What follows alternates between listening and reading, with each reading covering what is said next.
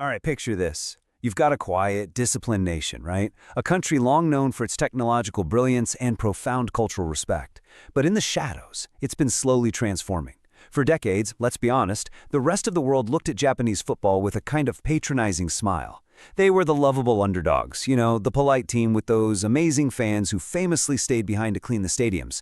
But beneath that polite surface, a meticulous, absolutely ruthless machine was being built. Welcome to today's Explainer. We are dissecting a real-world cinematic evolution. We're looking at a team that isn't just happy to participate in international football anymore. They are actively dismantling the traditional hierarchy. So let's dive right into how the Samurai Blue became the most terrifying sleeping giant heading into the 2026 World Cup. For years, the world underestimated Japan. Now football can no longer ignore them. Man, I want you to really let that sink in for a second. The sheer gravity of that shift is undeniable. The era of treating Japan as just a quirky, feel-good story, that is officially over. We are entering a brand new chapter where the traditional giants of the sport are constantly looking over their shoulders. This isn't just some lucky hot streak. It's a calculated disruption of global football. And to really understand why the old guard should be terrified, we have to look at the man pulling the strings. 70%. That is not a typo. That is the actual, staggering win rate of Japan's manager, Haji Moriyasu. Appointed right after the 2018 World Cup, he has systematically engineered a squad that doesn't just play well, they win, consistently. In the wildly unpredictable world of international football, giant killers usually have, their one magical night under the lights, and then they fade away. But since their heartbreaking exit in the 2022 World Cup, Japan has lost only a handful of games out of dozens. This level of statistical dominance proves that under Moriyasu, this era of Japanese football is more dangerous and way more calculated than ever before. All right, moving into Section 1, the sleeping giant awakens. To truly grasp the magnitude of what's happening right now, we need to step back. The perception of Japanese sports used to be completely different. Baseball was the dominant sport for years. It wasn't even until 1998 that Japan qualified for their first ever World Cup. But somewhere along the line, they stopped trying to just be a part of the global stage and started actively planning to conquer it. Just look at these results on the board. A 2-1 victory over Germany, another 2-1 victory over Spain, completely shocking everyone in the 2022 World Cup's group of death. A stunning 3-2 comeback victory against Brazil after being down 2-0, and a clinical 1-0 away victory against England at Wembley Stadium. Guys, these are not flukes. When you are systematically taking down the absolute royalty of world football, you are no longer the underdog. You're the apex predator. But the real question is, how exactly are they pulling this off without the mega superstars that countries like France or Brazil rely on? Let's break that down in Part 2, the Master System.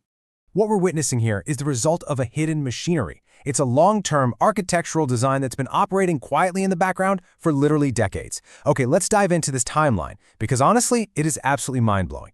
In 1993, the J-League was established, creating a solid professional domestic base. By 1998, boom, that yielded their first World Cup qualification. But here is where it gets crazy. The Japan Football Association has an official, explicitly stated target to win the World Cup by 2050. They call it Japan's Way. It ties their youth development directly to the senior team. And by 2025, we're seeing the ultimate fruit of this labor. We're talking entire waves of elite Japanese players being exported to the top leagues in Europe. They are literally reverse engineering global domination. So how does that grand 2050 vision actually translate onto the pitch right now? Well, it happens through 3 terrifyingly efficient steps. First up, the compact mid-block. They don't panic when they don't have the ball. They just close the space, essentially creating this impenetrable fortress right in the middle of the park. Second, the triggered burst press. They aren't just running around aimlessly wasting energy. No, they wait. They wait for one bad touch or one misplaced pass from the opponent, and then they swarm like a hive. Finally, the ruthless vertical transition. Once they win that ball, they don't slowly build out from the back. They strike in seconds. They lure you into this false sense of security, and before you can even blink, the ball is in the back of your net. Think about your traditional football royalty. Your Englands, your Spains. They rely heavily on dominating possession and basically hoping a $100 million superstar creates a moment of pure magic. Japan's master system completely flips the script on them. They rely on structural clarity, immense discipline, and those lightning-fast transitions we just talked about. They honestly do not care if you have 70% possession. In fact, they want you to have the ball, because while you're busy trying to look impressive with 100 sideways passes, they are just busy waiting for the perfect moment to break your heart. Which brings us to Part 3, the 2026 squad. Now, a system is obviously only as good as the characters operating within the machine, right? And the terrifying truth for the rest of the world is that Japan's 2026 squad is absolutely packed with battle-hardened veterans who are tested every single week in Europe. Just look at the pedigree on this list. We've got Wataru Endo at Liverpool acting as the ultimate defensive anchor. I mean, he's a guy who will bleed for the badge and keep the emotional control of the entire midfield. Then you have Takahiro Tomiyasu, a versatile defensive wall now at Ajax, who literally never panics under pressure. Up front, you've got Kaoru Mitoma from Brighton, a literal transition game breaker, and Takefusa Kubo at Real Sociedad, providing that completely unpredictable creative vision. Make no mistake, this isn't some plucky underdog roster anymore. This is a premium, top-tier international squad capable of looking any team in the world dead in the eye without blinking. Okay, speaking of Mitoma, this is wild. There is a staggering level of intellect behind their physical speed on the pitch. Kaoru Mitoma didn't just practice dribbling when he was younger. He literally wrote his university thesis on it. No joke. He strapped a GoPro to his chest to study the precise mechanics of how to exploit a defender's center of gravity and their specific weaknesses. That is the level of preparation we are talking about here. It's not just raw pace, it is academic, surgical precision designed to stretch defenses and create absolute chaos on the wings. Then, flipping to the other side, we've got Takefusa Kubo, widely known as the Japanese Messi. Now that's a seriously heavy nickname to carry around, but it perfectly defines his role. With a super low center of gravity and a genuinely magical left foot, he is their creative catalyst. When Japan is forced into uncomfortable situations, like, say, when the counterattack just isn't on and they actually have to break down a stubborn defensive line, Kubo is the guy they look to. His vision is what unlocks the absolute tightest defenses in the world. But it's not all perfect. Let's look at part 4, Giant Killer's Kryptonite. Hold on, though. Underneath all this cinematic success, there are some very real, underlying vulnerabilities that could entirely derail their 2026 World Cup dreams.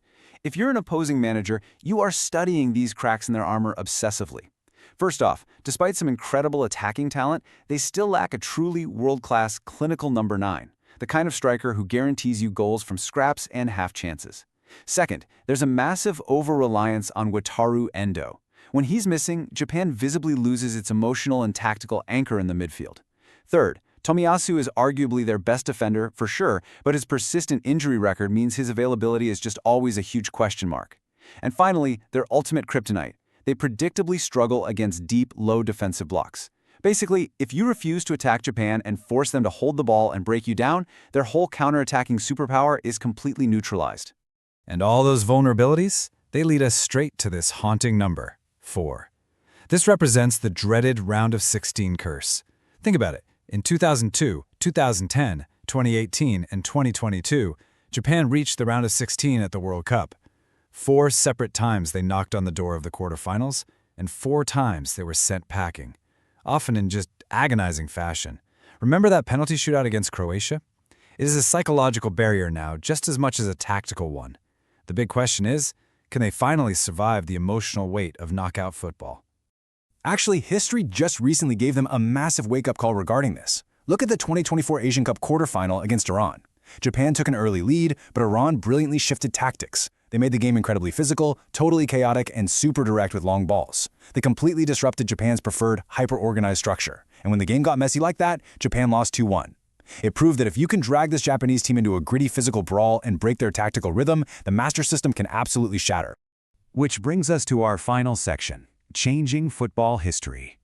So, the stage is set for 2026. The tension, the ambition, the tactical maturity of this squad, it's all pointing toward a massive cinematic breakthrough. Let's look ahead at the gauntlet that stands between the Samurai Blue and global football immortality. Here's their initial battleground, Group F. First up, the Netherlands. They absolutely love possession control, which makes them a high threat on paper. But ironically, playing against a possession-heavy team falls right into Japan's counterattacking trap. Then there's Sweden. They're a physical wildcard that will definitely test Japan's grit. But look closely at Tunisia. They present that frustrating low block we talked about. This is officially a tricky matchup because Tunisia will likely just sit back, entirely refusing to give Japan the space that guys like Mitoma and Kubo crave. Honestly, how Japan navigates Tunisia will tell us everything we need to know about their evolution. And if they get out of that group, the knockout gauntlet is brutal, but oddly, it's pretty favorable to their specific style of play. In that dreaded round of 16, they could potentially face either Brazil or Morocco. Believe it or not, Moriyasu's men would actually prefer facing an elite attacking giant like Brazil, a team they literally just beat recently, rather than a defensively hardened team like Morocco. And if they finally manage to break the curse, the quarterfinals could bring a massive heavyweight test against France, or maybe a rematch with England. Japan flat out thrives when the opponent assumes they're the superior team. Which leads me to what is probably the most chilling but absolutely perfect quote about Japan's true identity right now. Japan may not be the best team in this World Cup, but they might be the team that ruins it for the one who is. They are the ultimate disruptors. Their entire tactical system, the immense patience, the rigid mid-block, those explosive transitions, it is all perfectly engineered to completely shatter the dreams of tournament favorites who underestimate them for even a single second.